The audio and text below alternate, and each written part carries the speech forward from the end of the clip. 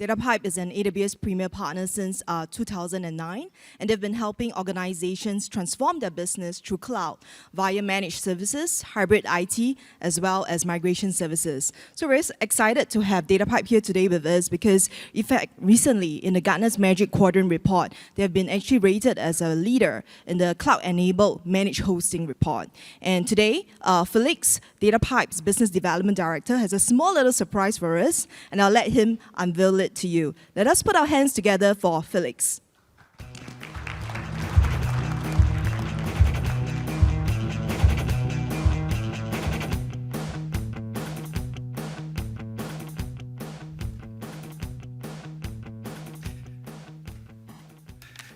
Thank you, Angela. Thank you for that fantastic introduction. Hello, everybody. I'm going to change this presentation a little bit today. Like Angela said, I'm going to have a little bit of surprise. But first, let me just introduce myself. I work for DataPipe. As Angela has mentioned, DataPipe is one of the companies recognized by Gartner as a leader in cloud-enabled hosting. We are actually one of 15 original premium consulting partners and one of 4 inaugural managed service providers globally with AWS. And we're also one of only 4 companies globally that has a center of excellence with AWS. Our company actually helps our customers, such as Challenger, to transform their business onto the cloud. Right? Can I just have a show of hands? How many of you in this room actually knows who Challenger is? Yeah, there's a lot of you, okay? And there's a reason why so many of you knows Challenger. I mean, Challenger has been around this market, the IT retail market, for a long time. They have nearly 50 stores in Singapore. It's a very convenient place to shop, right? And furthermore, they have this huge showroom at Funan Digital Center, right, which is their flagship store. Unfortunately, I'm sure a lot of you will know as well, there's a sale going on at Funan. They're about to close because Funan is about to be renovated. That's quite a significant revenue contributor to Challenger, right? So we'll come back to that, right? One of the key success for Challenger is actually the membership loyalty program. I'm sure a lot of you here are also loyalty members, one of their value members. Yeah? Okay, I assume it is. So basically, that has been one of their key success for their business. And that's one of the innovation that they've done over the years. But although they're making nearly 350 million last year, they are in a very competitive market, right? IT retail is actually very competitive, and they need to grow. Being listed on the SGX, you're expected to grow year after year. And they need to continually innovate and evolve things like the loyalty program, their website, just to stay ahead of the rest of the people, right? So they have launched a new website recently, and this is the first step to enable them to tap into not just the growth within Singapore, but also to take advantage of the growth within the region as well, right? And who knows what that brings later. However, the company faces 3 key challenges in doing this, right? Now, I love to continue talking, but I'm sure most of you don't want to hear my voice anymore. I want you to hear it from the people who are in Challenger, right? Who is going through this, who's gone through this, and let them share with you, right?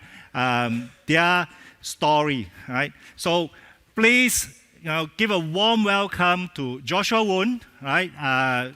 He's the Chief Technology Officer for Challenger, and he's here to have a chat with me and share that success story with all of you in this room. Joshua?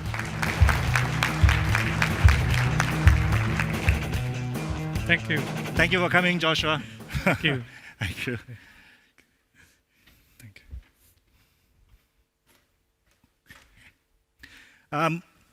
Joshua, thanks for taking the time and coming out here and sharing with everyone who's also made take time off work come and listen to us. Right? Why don't we start by telling everyone a little bit about yourself, your role, what you do. Sure. Most of you have either heard of Challenger or been to one of our shops. As Felix mentioned, we have been in the IT retail business for the last 34 years. Yeah. And we have considerably success in running the brick and mortar stores. And our CEO often think that to start out a new retail store is just like opening up it's just another day's business. The revenue for Challenger has very much been pegged against the number of stores that we have and how we've grown through the years from brick and mortar IT products retailing. But over the last couple of years, we have seen how the consumer behavior change, and if it stays the way it is, there just a lot of constraint to our growth pattern. So we really needed a transformation to our business model, and technology is really part of that. And I joined Challenger 5 years ago. One of my main first tasks was to build an in-house team to develop our ERP system and our point of sale systems. And since then, we have, my team has gone on to do lots of value-added work for Challenger. Yeah. Okay, thanks for that. Actually, you mentioned that the changing behavior, the customer changing behavior that you're seeing is actually one of the triggers for you to take on this digital transformation. Can you, share with us what you see in those changing behavior? What is it actually that your experience is within Challenger? Sure. As some years back, there's always there have been this quote or some they call it prophecy, that retail is going to die, right? Nobody is going to shop at a retail shop because why? It's so convenient. Just with a few clicks, I can purchase anything, anywhere, anytime, right? So even Challenger, when we were faced with that, in fact, a couple of years ago, we tried opening up of Funan for 24 hours. Right? So some of you may have shopped at 12 midnight at Funan Center. Well, that gives the convenience to our members and our customers. It's just not a sustainable model to run a 50,000, 60,000 square feet retail shop for 24 hours. And so we scrapped that. But certainly the online shopping has really caught on, and it's undeniable. It's going to stay for a while. So we really need to adapt to that, right? So 3 years ago, we started. We really need an online store. We really need an online presence. So we started half-heartedly the Challenger.sg portal marketplace, but we are not seeing growth out from there. In fact, Challenger.sg was only bringing in about 1% of our revenue. And with the amount of resources they needed to run the online store, it's just not worth it. Right? So about more than a year back, our CEO decided we're going to embark on a vision of establishing a digital lifestyle ecosystem. Meaning that we're not just going to look at the commerce part of the online shopping, but all the way from the whole customer experience to the fulfillment, to the payment, so the whole ecosystem to make a holistic shopping experience. Coupled with that, with our strong presence of our retail stores, right? As you saw in the slides, we now have about 48. We have about 48 stores all around Singapore. One key success factor, as Felix mentioned, is really our membership program, our loyalty programs. almost 90% of our revenue comes from our members, and they are repeat customers, right? And to really service our members even better, to provide further additional touch point for them, to have the offline, online whole shopping experience. Yeah. Okay, thanks. And I remember meeting you for the first time, and you told me that you already have an existing IT environment, right? You're already hosting Challenger.sg yourself. I mean, what made you take that leap into cloud? And I came to you and said, look, let's go to AWS. Let's not think of anything else. And you say, yeah, okay, right? I mean, why did you do that? That was very much on the background of what the business was really wanting to achieve, right? Our CEO was not satisfied with the 1% contribution of the online platform to our revenue. And he has a vision, right? Within the next 3 to 5 years, he wants to see 50% of our revenue coming from the online. And so revenue push is one aspect. The other aspect is really the business wanting to go regional, right? So some of you may know that Challenger used to run stores in, at one point we were running a store in Jakarta, and at another point in time in Thailand. Just of recent, up to recent last year, we are still running some stores in Malaysia. But having retail store in the region is a whole different ball game to manage and to grow. And therefore, we are really wanting to transform our business to the digital business, right?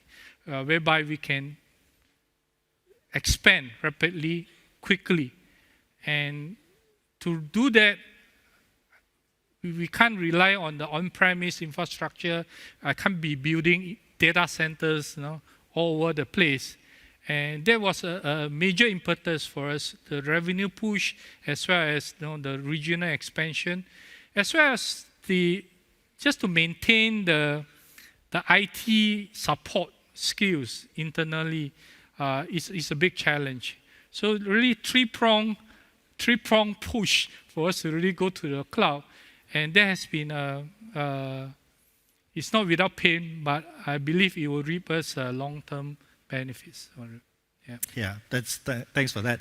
And one of the things that you mentioned as well, the IT support, right? So a lot of time when I talk to people, I say, look, if you are in a 24/7 business, you should look at how to resource your people to look after the availability and the performance of the site, especially if for Challenger, it's going to be a big revenue contributor to your business, right? So that is a real key thing.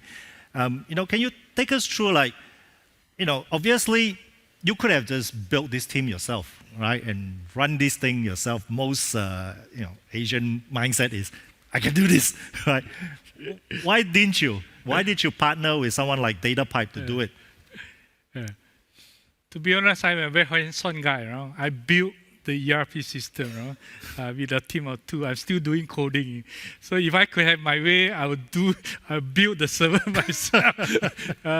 But the fact of the matter is, technology changes so quickly, right?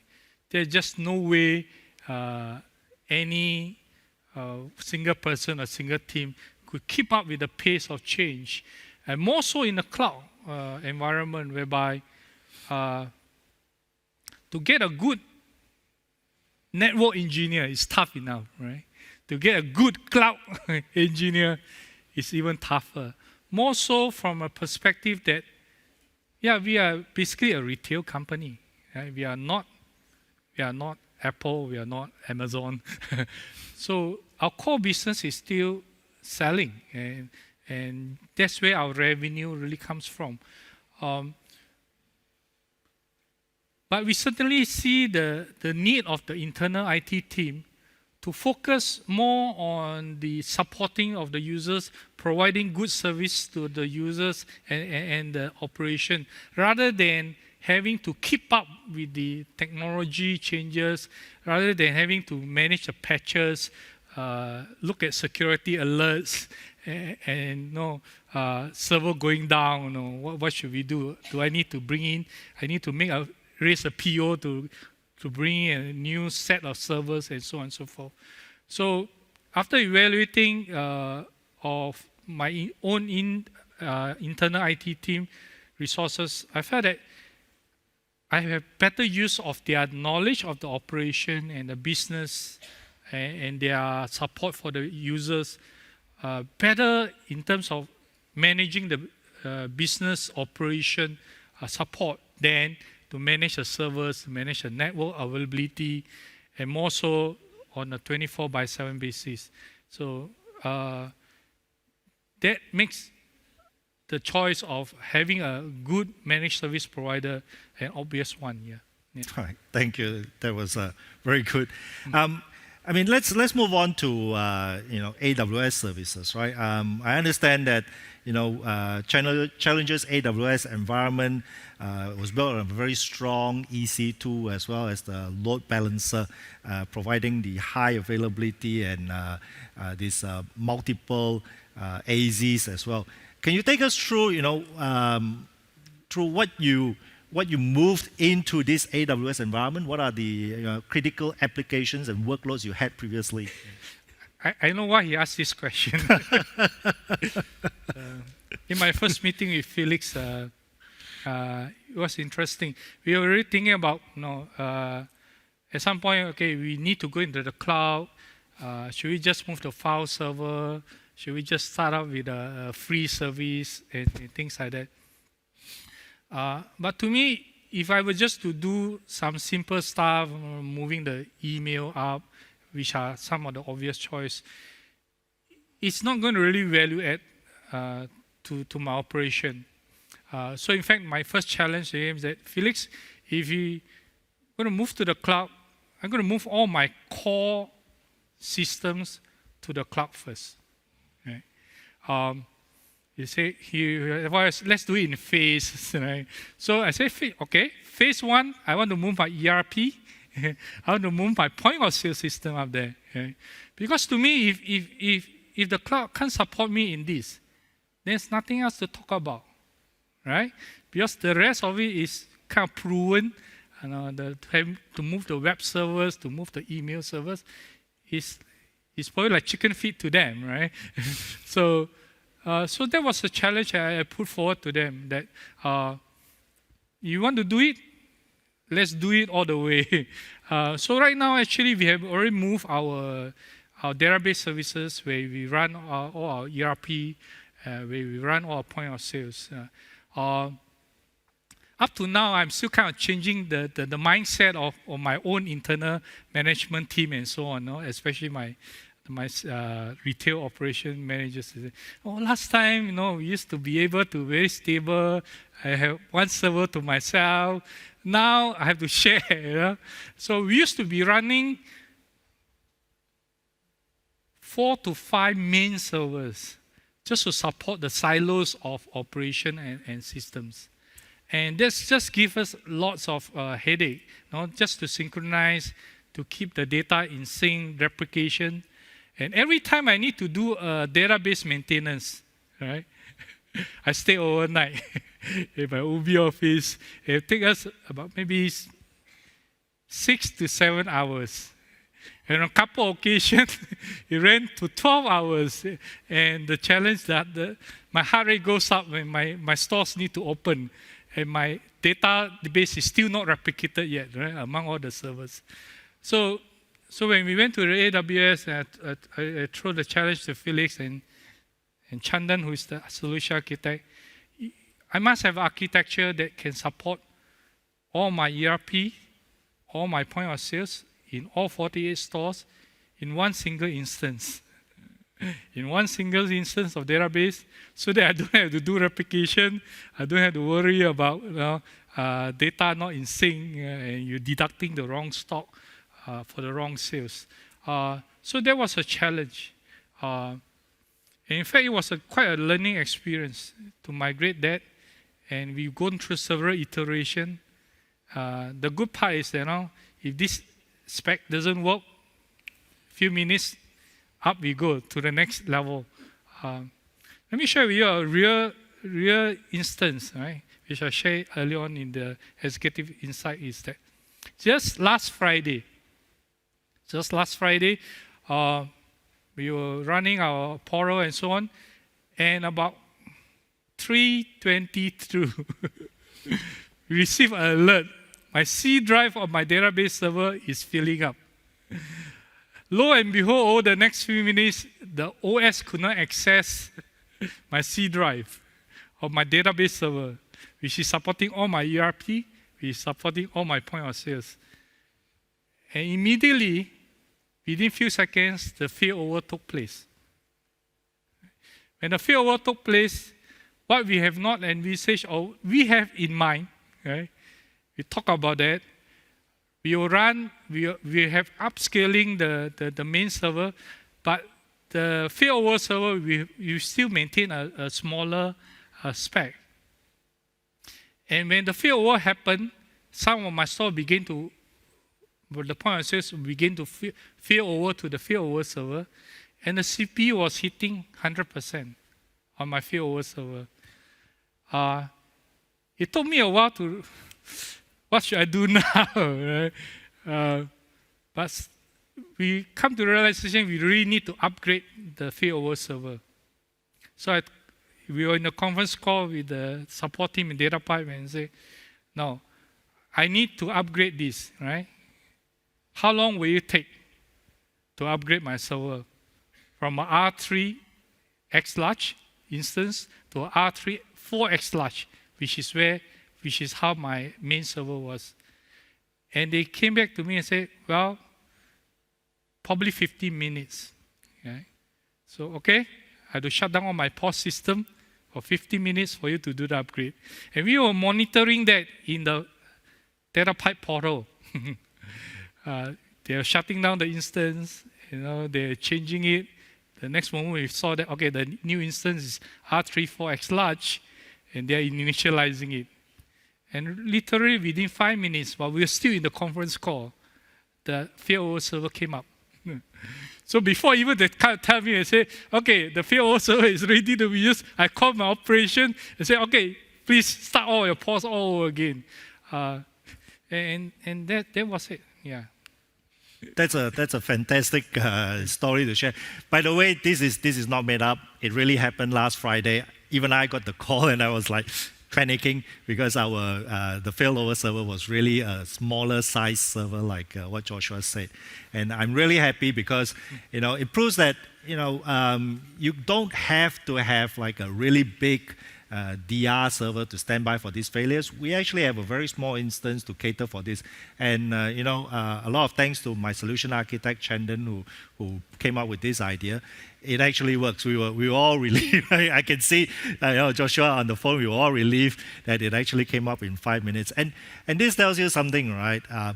If we had stayed in that physical world, right? Yeah. Or even if we had stayed in I don't want to say it too loud, but even if a VMware cluster, we would not have been able to do this within 5 minutes, yes. Right? We would not have been able to keep a smaller instance in a separate site and try and survive on that smaller instance, right? The impact to their business would have been significant as well, right? So that is really a very good story to tell, and something that I'm very happy it actually happened to us, and we proved that it actually works, yeah. Right? And that's one of the key things we wanted to share with you today as well, right? One of the things is that I understand that DataPipe has been behind you guys. We've closed a lot of the gaps in terms of the skill sets you talked about and all that.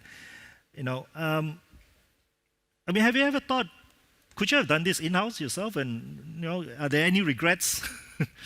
Just to round it off.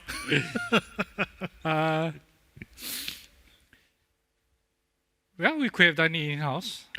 We maybe 10 more engineers to probably conduct interviews on a daily basis. But to me, to build an in-house team, and I'm a software guy. I'm a development guy. I'm passionate about coding. But when it comes to infrastructure and all this, it's a lot of times beyond me personally. And very often it goes beyond any skill sets of any employee that we can employ. So it's about finding the right value or really using the best value out of the employees and the staff that we have and the internal team that we have. And I have chosen to focus on the development team, to be focused on the business issue rather than the infrastructure issue. Well, yes, you may be able to keep the network running, the server running all the time, but the real value of the in-house team is because of their deep knowledge, deep understanding of the business operation. Their value add to the business is very much what new services I can push out to the business, what new products, what new innovative approach, more efficient approach that we can really put out to the business user.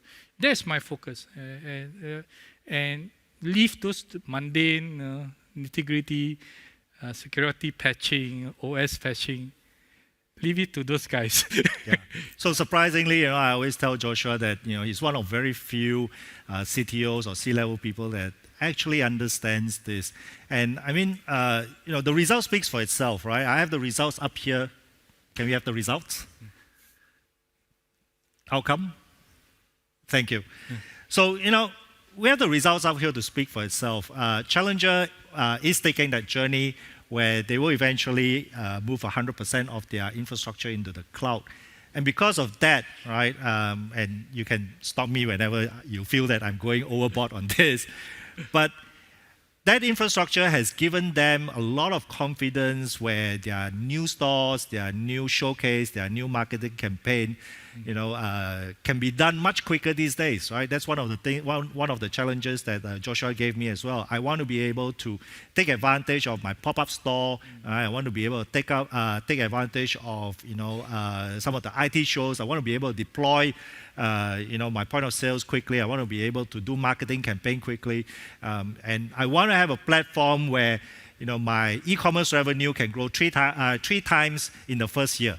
Right, and actually the numbers are much bigger from the CEO. But I'm not sure if I'm at liberty to say what that number is. There is a stretch target from the CEO for Joshua.